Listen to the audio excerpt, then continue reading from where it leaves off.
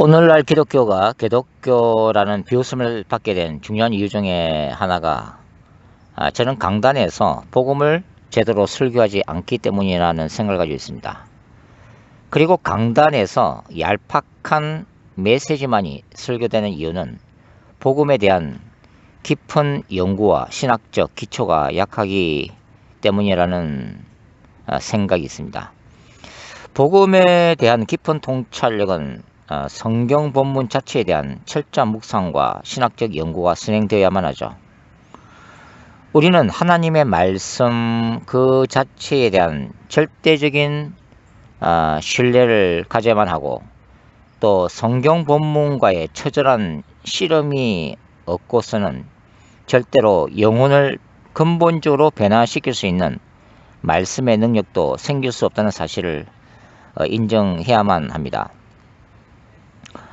설교 메시지가 너무나 넘쳐나서 요즘엔 역설적으로 그 메시지의 가치가 평가절하되는 시대로 우리가 살아가고 있죠. 그러나 그럼에도 불구하고 우리 기독교는 여전히 말씀의 깊이와 진리, 그리고 무엇보다도 성령의 능력으로 충만한 설교자들이 더 필요한 상황입니다. 참된 영적 부흥은 말씀의 부흥밖에는 없습니다. 다시 복음으로 돌아가는 것이 필요합니다. 그리고 다시 성경 본문으로 돌아가서 말씀을 깊이 연구하는 것이 필요하죠.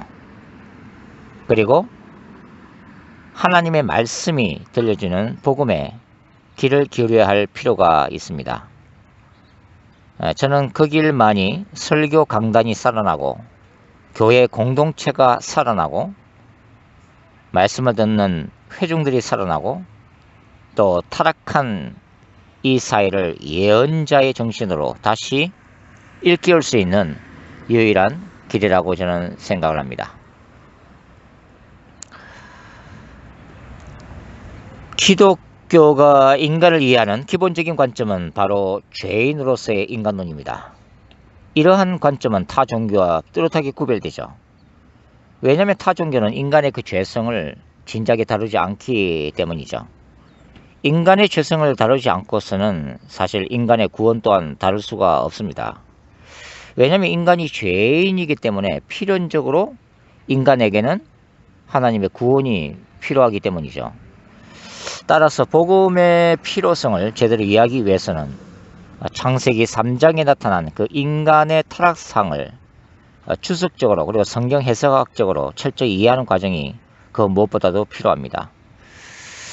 오늘은 이 창세기 3장이라고 하는 이 굉장히 중요한 기독교의 복음이 필요한 근본적인 이유를 다루고 있는 인간의 그 죄의 기원을, 죄의 기원 문제를 한번 생각을 해보도록 하겠습니다. 창세기 1장부터 3장에 기록되어 있는 천지창조, 인간의 타락, 에덴 동산의 추방 이야기는 계시록 21장과 22장과 마주보고 있죠. 계시록 21장과 22장에서는 새 창조, 또 인간의 구원이 완성되는 얘기, 그리고 새 에덴 동산인 뉴 제루살렘이 도래하는 얘기가 기록이 되어 있습니다. 창세기 1장 1절에서 처음 하늘과 처음 땅이 창조되었다고 선언된다면 계시록 21장 1절에서는 새 하늘과 새 땅의 창조 선언으로 완성이 되어지고 있습니다. 그래서 저는 늘 이 성경 이야기는, 아니 인간의 역사는 처음부터 종말론적인 신학과 그 영성을 내포하고 있다고 저는 생각을 하고 있습니다. 창세기 3장에서 뱀이 인간의 유혹자로서 등장됩니다. 창세기 2장의 마지막 구절인 2장 25절과 창세기 3장의 시작인 3장 1절은 그 발음이 비슷한 히브리어 아룸으로 연결되고 있습니다. 아담과 그의 아내 두 사람이 벌거벗었으나 아룸 부끄러워하지 아니하니라. 창세기 2장 25절이죠. 또 3장 1절을 보면 그런데 뱀은 여호와 하나님이 지으신 덜짐승 중에 가장 강교하니라. 아룸으로 기록이 되어지고 있습니다. 아담과 하와는 범죄하기 전에는 아름, 알몸이었지만 부끄러워하지 아니했죠. 그런데 뱀의 아름, 강교함으로 인해 벌거벗음을 부끄러워하게 됩니다. 그러니까 죄를 짓기 전에 인간의 원초의 모습이었던, 그럼에도 하나님 앞에서 결코 부끄러워하지 않았던 그 벌거벗은 알몸, 아름의 모습이었다면, 이제 3장 1절로 가면 이제 그 인간의 모습을 하나님 앞에서 정말 부끄러운 모습으로 만들게 되는 뱀의 강교함, 아름이 등장하게 됩니다. 그런데 우리가 창세기 이제 1장 3장 1절을 읽을 때에 이 뱀에 대해서 한번 우리가 생각해 볼 필요가 있습니다. 뱀은 사실 창세기 1장에서 기록된 바와 같이 하나님이 천지를 창조하실 때에 하나님 보시기에 어땠던 동물이죠? 보시기에 좋았던 아름다운 피조물 중에 하나였습니다. 따라서 사실 3장 1절의 이 아름, 강교라고 하는 한글 번역은 사실 결과론적이고 신학적인 의미가 내포된 번역이라고 할 수 있죠. 원래의 의미인 이 슬기롭고 지혜롭다는 의미로 이해하는 것이 사실은 맞는 이야기일 겁니다. 사실 뱀은 땅에 존재했던 덜짐승 가운데 가장 지혜로운 존재였죠. 창세기 기자의 기록에만 의존하면 우리는 뱀이 왜 인간의 유혹자로 등장하는지 그 이유를 알 수가 없습니다. 우리가 뱀의 배후에 존재하는 이 영적 존재에 대해서 알 수 있는 것은 바벨론 포로기 이후에 기록된 사탄의 존재, 그리고 신약 성경에 기술된 그 사탄의 실체를 파악할 때죠. 특히 중요한 것은 바로 요한계시록 12장의 기록입니다. 계시록 12장 9절은 이렇게 요한이 기록하고 있습니다. 큰 용이 내쫓기니 옛뱀 곧 마귀라고도 하고 사탄이라고도 하며 온 천하를 깨는 자라. 그가 땅으로 내쫓기니 그의 사자들도 그와 함께 내쫓기니라. 그러니까 요한에 따르면 용은 옛뱀 곧 마귀라고도 하고 사탄이라고도 하며 온 천하를 꿰는 자로 나타납니다. 요한은 특히 옛뱀이라고 구체적으로 언급함으로써 수신자들에게 아담과 하와를 선악과로 유혹했던 창세기 3장의 사건을 분명하게 리마인드 시키고 있다는 것을 볼 수가 있죠. 창세기 3장은 천사들의 타락이나 악의 기원을 구체적으로 설명하지는 않습니다. 성경 전체를 살펴볼 때 우리는 창세기 3장 이전에, 즉 창조 이후에 천사들의 타락이 일어났고 사탄이 피조물 중 가장 지혜로운 뱀을 사용하여 하와를 유혹했다는 사실만을 추측할 뿐이죠. 가장 지혜롭게 창조된 뱀이 악의 도구로 사용되고 있다는 것은 굉장히 의미심장합니다. 이 사탄 자체의 타락, 이 피조물인 루시퍼의 타락을 기록하고 있는 에스겔 28장의 기록과 비교해보면 더욱더 흥미롭죠. 사실 에스겔 28장은 원래 그 인간인 그 두로를 다스렸던 그 두로왕에 대한 하나님의 심판 선언으로 그 교만함이 사탄의 속성과 겹쳐서 예언되고 있습니다. 에스겔 28장 13절과 17절인데요. 한번 읽어보도록 하겠습니다. 네가 옛적에 하나님의 동산 에덴에 있어서 각종 보석 곧 홍보석과 황보석과 금강석과 황옥과 홍만호와 창옥과 청보석과 남보석과 홍옥과 황금으로 단장하였으며 네가 시험을 받던 날에 너를 위하여 소고와 비파가 준비되었도다. 너는 기름 부음을 받고 지키는 그룹이며 내가 너를 세우매 내가 하나님의 성산에 있어서 불타는 돌들 사이에 왕래하였도다. 내가 시험을 받던 날로부터 내 모든 길에 완전하더니 마침내 내게서 불의가 드러났도다. 내 무역이 많으므로 내 가운데서 강포가 가득하여 내가 범죄하였도다. 너 지키는 그루바 그러므로 내가 너를 더럽게 여겨 하나님의 산에서 쫓아냈고 불타는 돌들 사이에서 멸하였도다. 내가 아름다움으로 마음이 교만하였으며 내가 영화로움으로 내 지혜를 더럽혔으며 내가 너를 땅에 던져 왕들 앞에 두어 그들의 구경거리가 되게 하였도다. 그러니까 창조주 하나님에 의해서 가장 아름답고 가장 능력 있는 존재로 취급을 받은 사탄이 타락했다고 하는 것입니다. 그리고 그 타락한 사탄이 가장 지혜롭게 취급을 받은 뱀을 사용하여 인류를 타락하게 만들었다는 사실은 의미심장하죠. 그래서인지 삼청천 하나님의 보좌에까지 올라가 온갖 계시를 받았던 사도 바울이 교만치 않도록 하나님이 어떻게 하셨어요? 육체의 가시, 사탄의 가시를 주시게 됩니다. 창세기 3장 1절에서 4절에 나타난 이 뱀 사탄과 하와의 대화를 살펴보죠. 이 대화는 하와가 어떻게 사탄의 유혹에 빠져들고 있는지를 아주 구체적으로 보여주고 있습니다. 먼저 뱀의 질문을 보죠. 1절에서 뱀은 이렇게 질문합니다. 하나님이 참으로 너희에게 동산 모든 나무의 실과를 먹지 말라 하시더냐. 자, 보십시오. 이런 질문 방식은 어때요? 대단히 부정적인 반응을 이끌어내는 유도적인 질문이죠. 그래서 하와가 아담으로부터 전해받은 대단히 긍정적인 하나님의 말씀과는 대조를 이루고 있습니다. 창세기 2장 16절과 17절은 하나님의 말씀이 아담에게로 그리고 아담이 하와에게 전해준 말씀이죠. 동산 모든 나무의 실과는 마음껏 먹되. 먼저 긍정입니다. 선악을 알게 하는 나무의 실과는 먹지 말라. 부정이죠.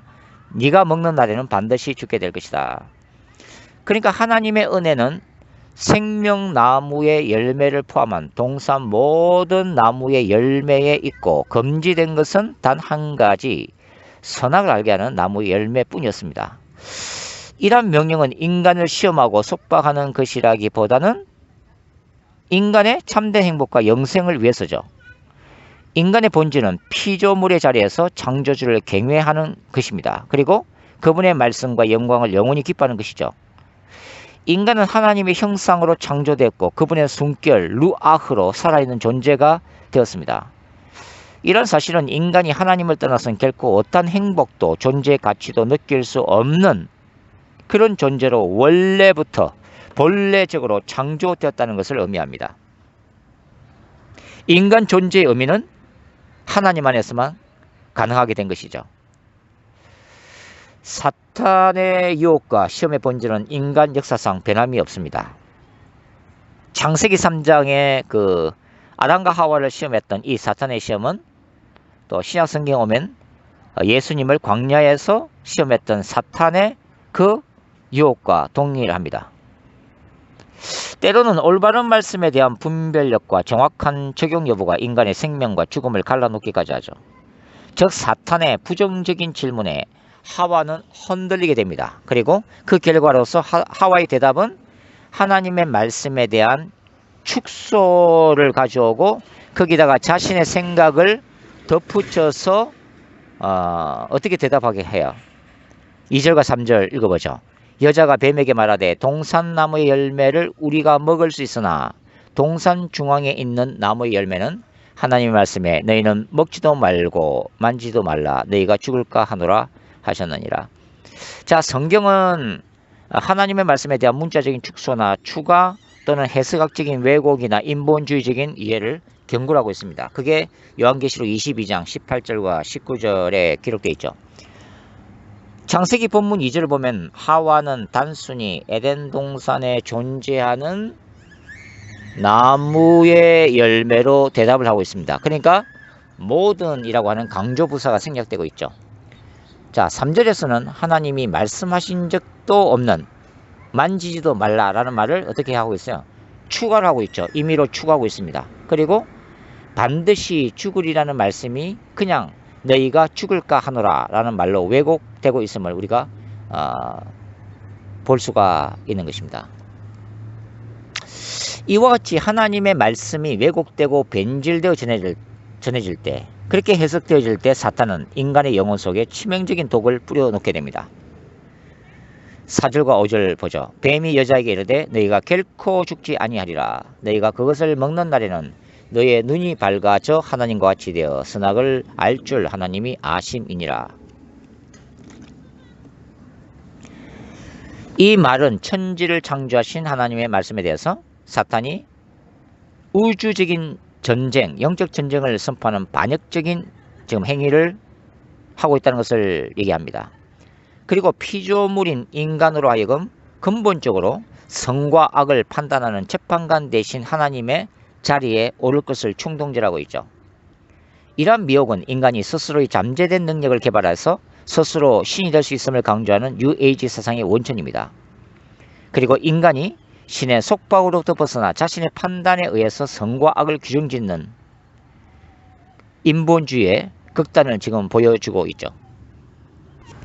생명나무나 스나카 나무는 한마디로 창조주와 피조물의 자리를 엄격하게 구분시키는 하나의 실제적이면서도 굉장히 상징적인 그런 나무들이었습니다. 즉 생명나무라는 것은 뭐냐면 에덴 동산에서 모든 동물들을 다스리는 그 왕권을 받았던 아담조차도 처음부터 영생을 누릴 수 있는 존재로 창조된 게 아니라 생명나무의 열매를 따 먹음으로 인해서 생명을 연장시킬 수 있는 존재로 창조되었다는 것을 얘기하죠.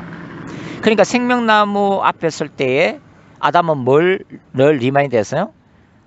내가 스스로 영생하는 신이 아니라 하나님이 나를 위해서 그러한 신적인 영광과 영생을 누리도록 생명나무를 나한테 은혜로 주셨다 하는 것을 늘 기억해야만 했죠. 스나카 나무는 어떻습니까? 아담이 모든 그 동식물들 에덴 동산에서 왕노를 하고 있었지만 그러나 그 스나카 나무 열매만은 먹지 말라라고 하는 명령을 내리신 창조주가 계시다는 것을 늘 그 스나카 나무를 볼 때마다 기억해야만 했던 그런 존재라고 하는 거죠. 그러니까 이 스나카 열매를 아담이 스스로 따먹음으로 인해서 하나님의 자리에 올라가라고 유혹했던 사탄의 유혹은 결국은 피조물로 하여금 끊임없이 스스로 신이 되도록 꿈꾸게 만드는 바로 타 종교들과 또 뉴에이지 사상의 그 원천이 되는 것입니다. 그래서 저는 이 생명나무를 추구하는 하나님의 백성과 선악과 열매를 추구하는 사단의 백성과의 영적 투쟁이 바로 이 창세기 3장에 상징적으로 의미되고 있다고 저는 생각을 하고 있습니다. 사탄의 유혹에 빠진 하와의 역할은 사실은 이제 하나님이 원래 하와를 창조하신 의도와는 정반대의 결과를 가져옵니다. 원래 하나님이 하와를 창조하신 목적이 뭡니까? 바로 아담을 돕는 배필로서 이렇게 하는 긍정적인 역할이죠.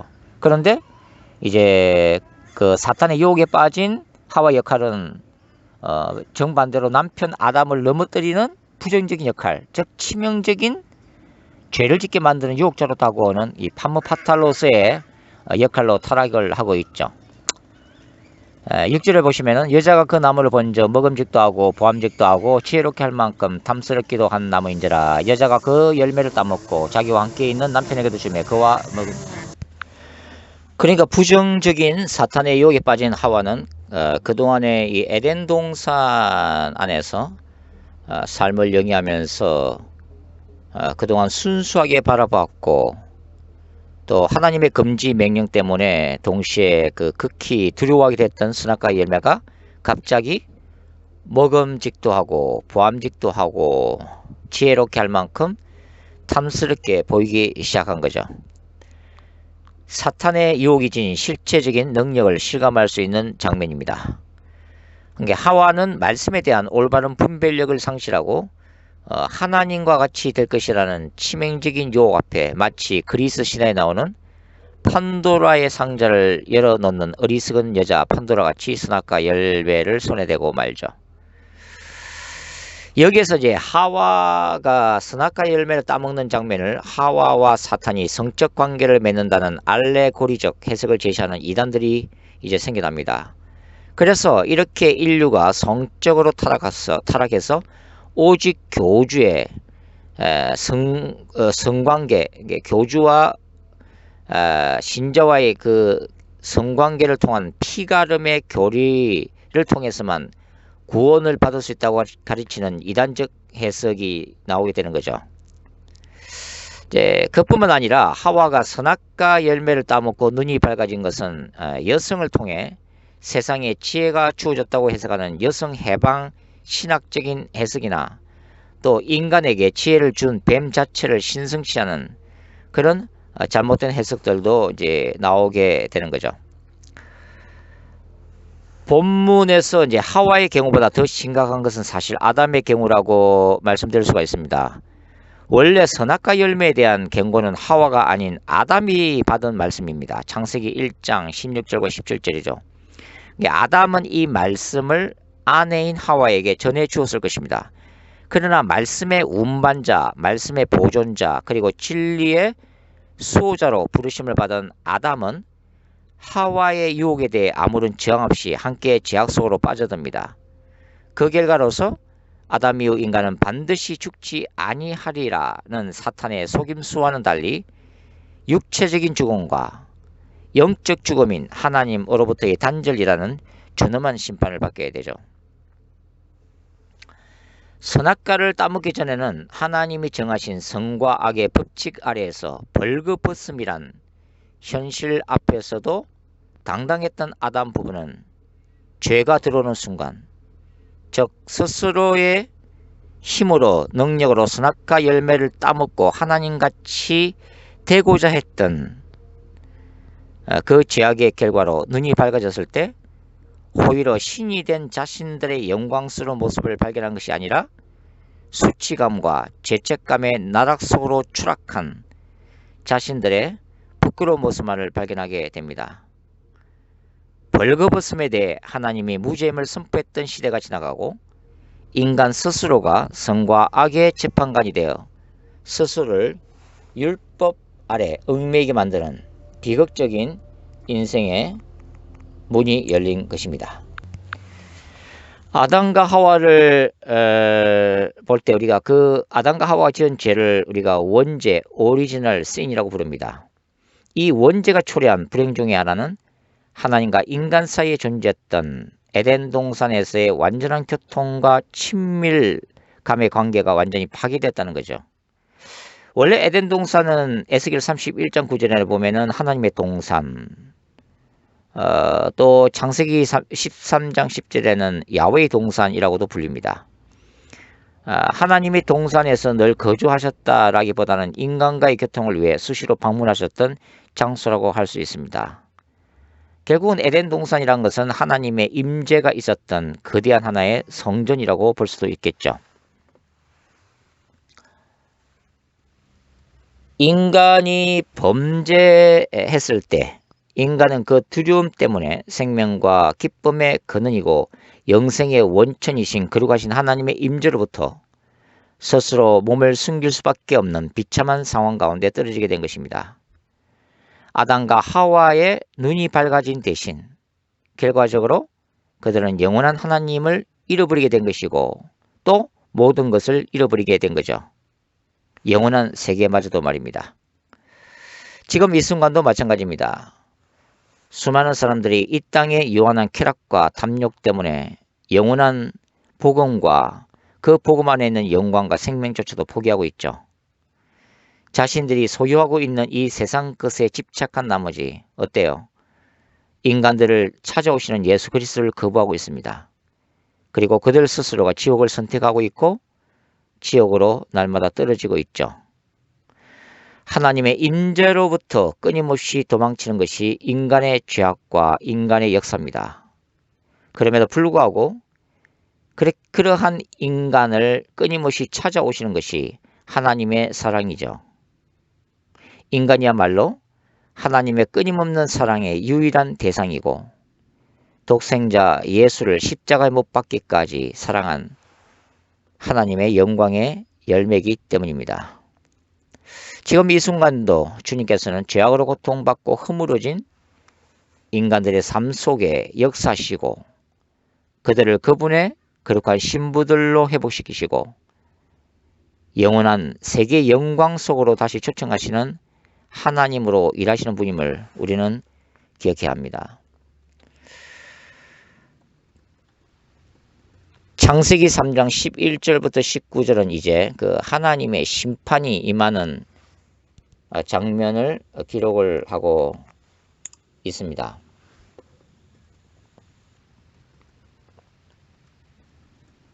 아담에 대한 심판 선언이 17절부터 19절에 나타나는데요.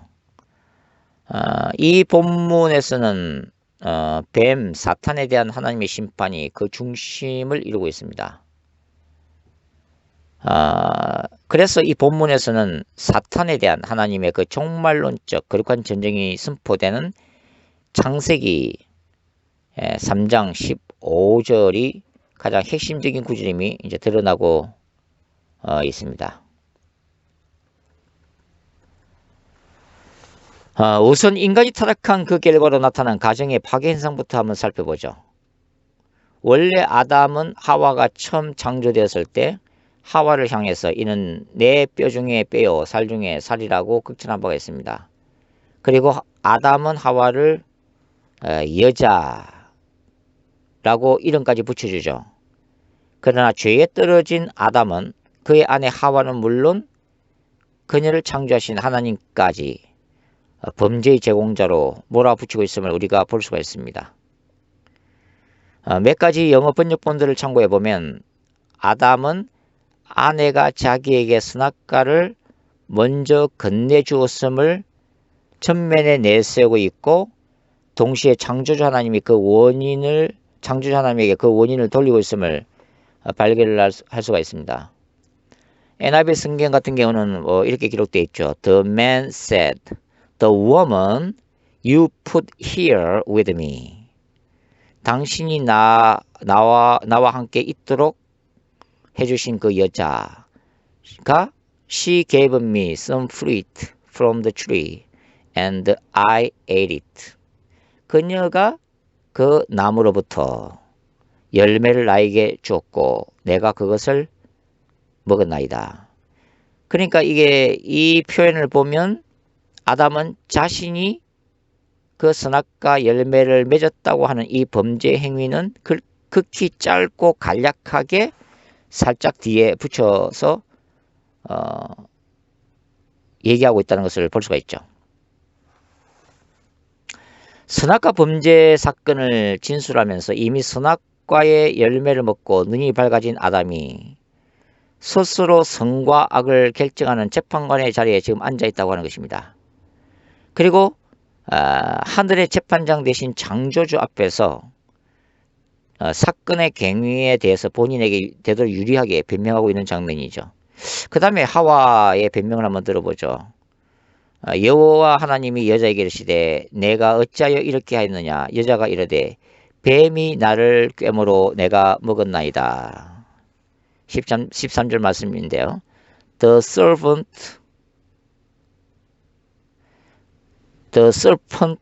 deceived me and I ate it.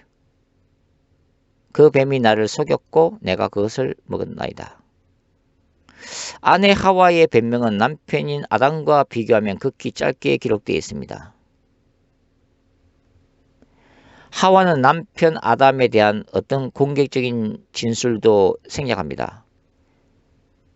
범죄의 원인자로 뱀을 직설적으로 거론만 하고 있죠. 아담에 비하면 훨씬 양심적이라는 얘기입니다. 그러나 본인의 죄를 솔직하게 고백하지는 않죠. 역시 아담과 마찬가지로 자신의 죄를 뱀의 탓으로 돌리고 있는 그 죄의 본질에 있어서는 아담과 별로 다르지는 않습니다. 바로 이 순간이 이제 하나님께서 창조하신 부부 공동체가, 가정 공동체가 하나님 앞에서 큰 소리를 내며 박살이 나는 순간이죠. 아담과 하와 부부의 내 탓이 아니고 바로 네 탓이다 라는 다른 사람 탓으로 돌리는 이 얘기, 어디서 많이 들어본 얘기죠. 바로 우리들의 가정에서, 그리고 직장에서, 사회 속에서 오늘도 들어볼 수 있는 굉장히 유명한 대사입니다. 인간이 그만큼 자신의 죄를 공개적으로 솔직히 고백하는 것이 그토록 어렵다는 것을 말해주죠. 그러나 인간이 하나님 앞에서 온전히 회복되는 길은 인간이 하나님의 거룩한 임재 앞에 선 죄인된 그 인간의 비참한 실존을 처절하리만큼 깊이 깨달을 때입니다. 그때가 은혜의 때요 구원받을 때인 거죠. 본문에서 특이한 점은 하나님이 뱀에게는 아담과 하와에게 물으신 것처럼 네가 어찌하여 이렇게 하였느냐라고 묻지 않으십니다. 그리고 바로 심판을 선언하고 계시죠. 이것이 하나님의 형상으로 지음을 받았고 하나님과의 인격적인 소통을 위해 창조된 피조물인 인간과 타락한 천사와의 근본적인 차이점이라고 생각됩니다. 창세기 기자는 뱀이라고만 표현하지만 뱀은 악의 도구로 타락한 상태이고 그 배후에는 사탄이 존재하고 있다는 점에서 하나님은 죄의 근원이 된 사탄에게 즉각적인 심판만을 선고하고 계시는 것입니다. 14절과 15절에 이렇게 기록되어 있죠. 여호와 하나님이 뱀에게 이르시되 네가 이렇게 하였으니 네가 모든 가축과 들의 모든 짐승보다 더욱 저주를 받아 배로 다니고 살아있는 동안 흙을 먹을지니라. 내가 너로 여자와 원수가 되게 하고 내 후손도 여자의 후손과 원수가 되게 하리니 여자의 후손은 내 머리를 상하게 할 것이요 너는 그의 발꿈치를 상하게 할 것이니라 하시고, 이 뱀 사탄에 대한 심판은 제가 아까 말씀드렸다시피 본문의 구조상 중심적인 위치를 차지하고 있습니다. 이 창세기 3장 15절을 전후로 한 교차 대구법 구제에서 보면 그렇다는 얘기죠. 악의 도구로 사용된 피조물 뱀은 덜짐승 중에서 가장 지혜롭게 창조되었지만 이제는 모든 덜짐승 중에서 가장 저주받는 심판에 처해집니다. 배로 다니고 평생을 흙을 먹어야 하는 존재가 된 뱀은 수치와 모멸감의 대상이 된 거죠.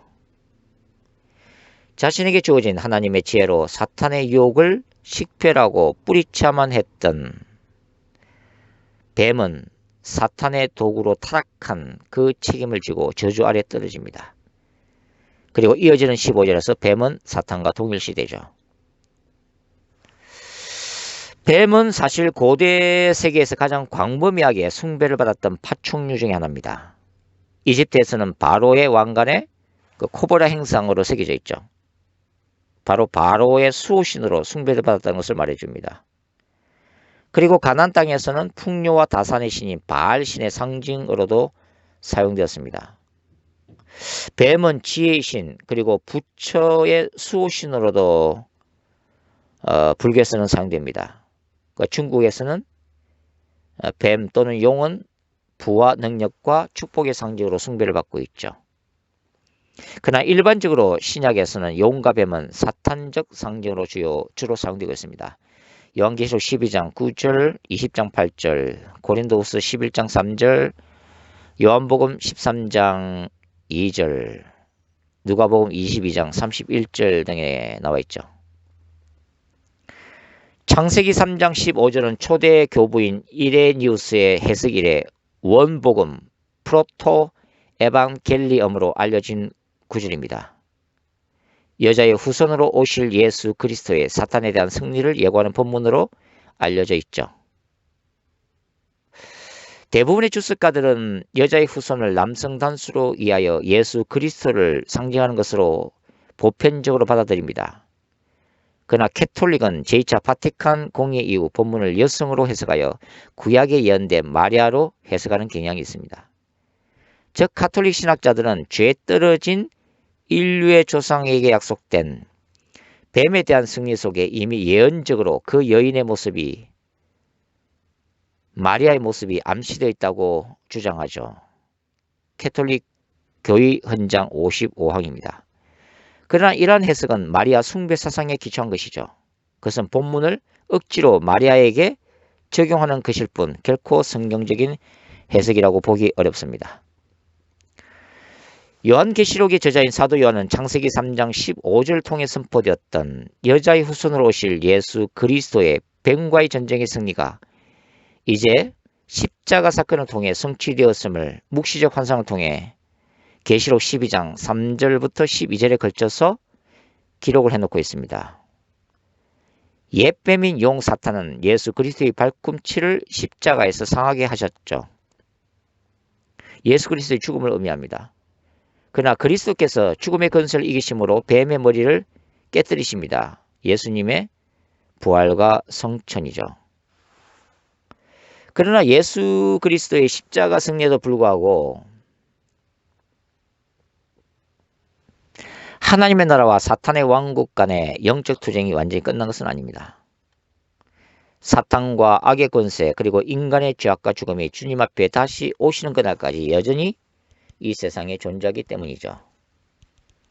이제 십자가에서 여자의 후손으로 오신 예수 그리스도께서 수행하신 바로 이 종말론적 거룩한 전쟁은 교회 공동체를 상징하는 또